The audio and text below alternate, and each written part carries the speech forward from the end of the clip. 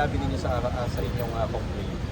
Sabi ko hindi totoo to kasi una-una wala namang akong ganong kalaking pera. Pangalawa, wala namang perang ganong kalaki rin ng Bucor para nakawin ko. Kasi kung may mga pera naman ng Bucor, ginamit naman po sa construction. At saka wala naman po kaming DPWH projects, wala po kaming ghost projects, at hindi po kami na-involve sa whatever anomalies na sinasabi nila.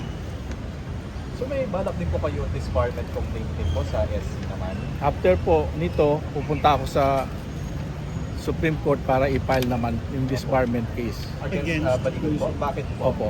Kasi po yung mga allegations na sinabi niya sa akin na ako daw nag-deliver ng 8 maleta, ako daw na-involve sa pagnanakaw sa pagkain ng mga PDL. Na sinasabi niya 300 pesos yung pagkain ng PDL, pero sa totoo po ang pagkain po ng PDL 100 pesos lang po per day, hindi po 300.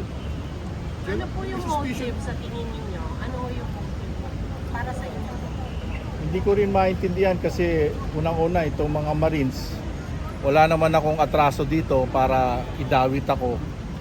Makakasamahan ko din sa dati kung nag-serve sila sa armed forces na naging chief of staff ako, masakit sa akin para kasuhan. Kadalasan pag may kaso ang aking mga sundalo, tinutulungan ko pa na hindi madawit. Pero sa pagkakataong ito ay hindi ko po kayang palampasin ito dahil panininang puri na po ito. Demolition job na po ito. So paumanhin na lang ng mga 18 Marines kung they were just waylaid to implicate me in this case or in this anomalies. Sir, bakit po kailangan disbarment po yung naisipan niyo na meron po ba? Kasi nanumpa ka, pag abogado ka, magsasabi ka lang ng totoo eh.